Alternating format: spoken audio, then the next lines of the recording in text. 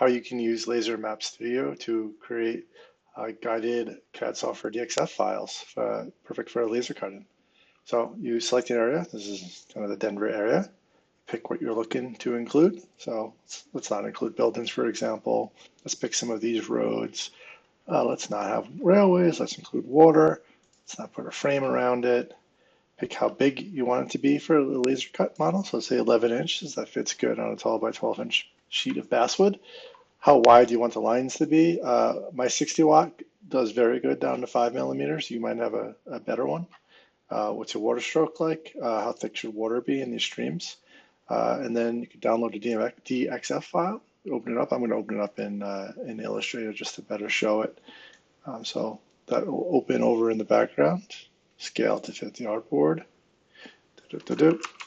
And you can see, I'll move it into the frame. You can see everything's here. And what we did is we set these major highways, instead of leaving them be the same sort of width as roads, we ended up making them an area that you could use as a fill. So we could kind of really add some nice color to it. We have these individual buildings and we render it. We have waterways here. You have more minor roads really quick, and then you have a border around it. Again, I didn't turn that off.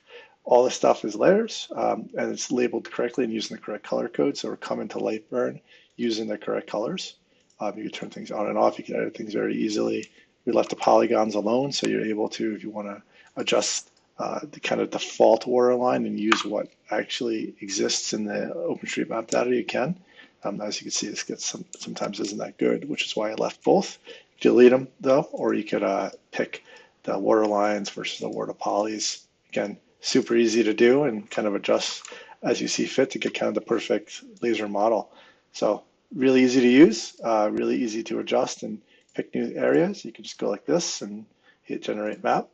You could filter out small islands and ponds, like if you're cutting through 3 millimeter wood and you don't want to include a really tiny pond because it's not going to look great because I can really see that's a hole. It's just going to look like a char mark. You could filter those out. Same with islands for the same reason. If you don't want to include really, if you want to use a fill for buildings and you don't want to do really small buildings, you can of course filter those out.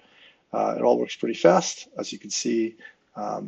Just the DXF, so I didn't click SVG, probably should have, but such is life. If I click over now into, where is it? It's probably off screen. There it is, this tiny little area. And you can see this is a major road, minor road, frame around it. Super easy. I hope this tool is really useful for you. Try it out and let me know what you think.